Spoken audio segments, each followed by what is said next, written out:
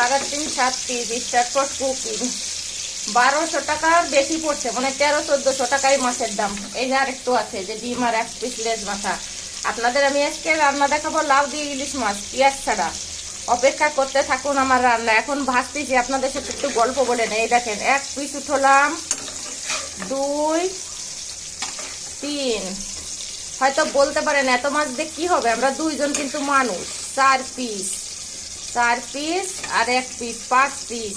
এই 5 পিস হচ্ছে ঝোল করবো আর এই 2 পিস ভাজা করব। এই যে আপনাদের একটু লোভ লাগানোর দরকার, ডিম ভাজা আর মাছ ভাজা।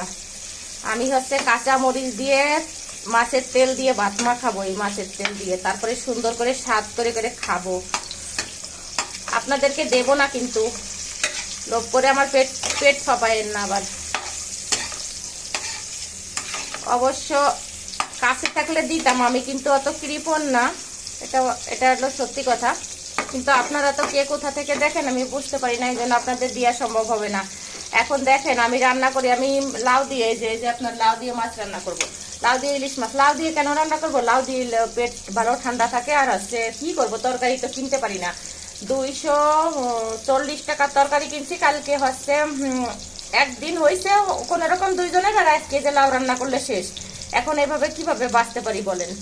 তো রান্না আপনাদের দেখাবো আমি কিভাবে রান্না করি পেঁয়াজ ছাড়া ইলিশ মাছের ঝোল লাউ দিয়ে।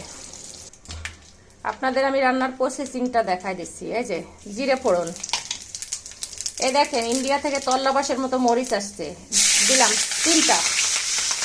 এটা তেলের উপর কেন দিয়ে দিলাম, তেলের উপর দিয়ে মরিচটা একটু ভাজে লাল হলে, এবার যদি আমি লাউটাকে দিয়ে দেই না, তাহলে হচ্ছে একটু স্বাদ ভালো হয়। ওই কাঁচা মরিচ দিলে বেশি ঝাল হয়ে যায়, আমি একদমই খেতে পারি না। তো আমি এটাকে ভালো করে একটু নেড়ে চেড়ে সাঁতলিয়ে নেব, চাপা দিয়ে রাখবো একটু পরে। তারপরে একটু পরে হচ্ছে লবণ হলুদ দেবো পরিমাণ মতো, হলুদ অল্প আর লবণ পরিমাণ মতো দিব। আর এই যে আপনাদের বলছি, দেখেন এই যে মাছ হালকা পিটোপিট করে ভাজা রাখছি। আর এই যে দেখেন এটা ডিম আর মাছ ভাজা রাখছি 2টো।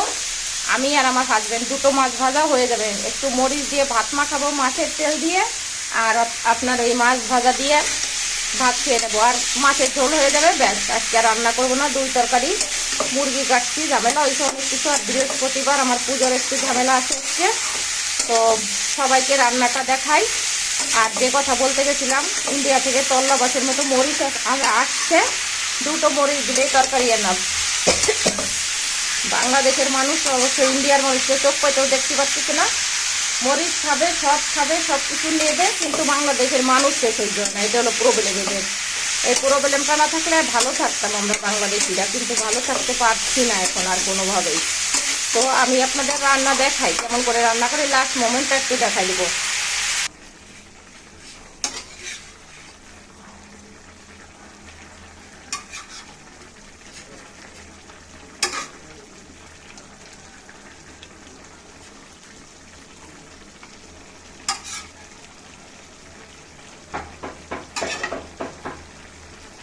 দুইজন মানুষ 6 পিস মাছ রান্না করলাম,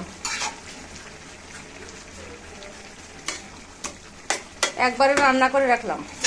ঝামেলা টামেলা শেষ, কালকে আর দরকারে রান্না করব না। কিন্তু এই মাছের যে কি পরিমাণ দাম তা শুনলে পরে আর মাছ খাওয়া আসে না। দেখেন আমার রান্নার চেহারা একদম খারাপ হয়েছে নাকি, সাদা সাদা একটু হয়েছে, কিন্তু খেতে ভালো হবে, অনেক স্বাদ হবে। আমি এটাকে সুন্দর বানাবো, আপনাদের দেখাচ্ছি কেমন করে সুন্দর বানাবো। এই দেখেন এই যে আমার মশলা গুঁড়ো আছে, এটা একটু টালে নিয়েছিলাম জিরে ভাজে, সেটা আমি চারদিকে ছিটাই দিয়ে সুন্দর করে রান্না করে ফেলবো। এখন হচ্ছে আসল কথা আসা যাক, পেঁয়াজ ছাড়া রান্না করছি, আপনারা এইভাবে রান্না করবেন। ফোড়ন দিছি জিরে, হচ্ছে কাঁচামরিচ, তারপরে লাউ দিয়ে দিচ্ছি, আর মাছ তো হালকা ভাজে রাখছিলাম। এখন মশলা বলতে একটু জিরের গুঁড়ো দেবো। আর দ্বিতীয় কথায়, মাছটা রান্না অনেক সুন্দর হয়। আপনারা যদি মনে করেন লাউয়ের মধ্যে গাদাখানিক মশলা পেঁয়াজ রসুন দিয়ে রাখবেন, সেটা টেস্টি হয় না। আমার মতো করে রান্না করে দেখবেন যে কত সুন্দর হয়। তো আমার রান্না প্রায় শেষের পথে, আপনাদের আরেকটু দেখাবো। আমি মশলাটা দিয়ে আপনাদের দেখাচ্ছি যে আমি কীভাবে করি। অল্প অল্প করে দিই, ছিটে দিচ্ছি, চারদিক দিয়ে ছিটাই দিয়ে আমি এটাকে চাপাই দিয়ে রাখবো, একটা ঢাকনি দিয়ে চাপাই দিয়ে রাখবো সুন্দর করে। তারপরে দমে রান্না হয়ে যাবে। এত টেস্টি হয় আমার লাউ দিয়ে শোল মাছ না ইলিশ মাছ রান্না। কালকে রান্না করছিলাম লাউয়ের তরকারি, আর কি যেন রান্না করলাম, কালকে রান্না করছিলাম শোল মাছ দিয়ে। আর আজকে হচ্ছে ইলিশ মাছ দিয়ে রান্না করলাম। আপনারা আমার মতো এভাবে করে দেখবেন, পেঁয়াজ ছাড়া রান্না করবেন, হেভি টেস্টি হয় খেতে। তো আমার ইউটিউব চ্যানেলটাকে সাবস্ক্রাইব করে দেবেন। প্রতিদিন যদিও আপনাদের বলি, আপনারা শুনেন কিনা আমি জানি না। তো আমার চ্যানেল হচ্ছে রীতা নাগ ডেইলি ব্লগ, RITA একটু স্পেস দিয়ে এনেছি, আর লিখলেই চলে আসবে। আর মিথিলা বোস হচ্ছে আমার পেজ, ময়ূরশী থরশী লেখার একটু স্পেস দিয়ে বকা দন্তেশ। তো আমার পেজটাকে ফলো করবেন আর আমার ইউটিউব চ্যানেলটাকে সাবস্ক্রাইব করে দিয়ে ধন্য করবেন আমাকে।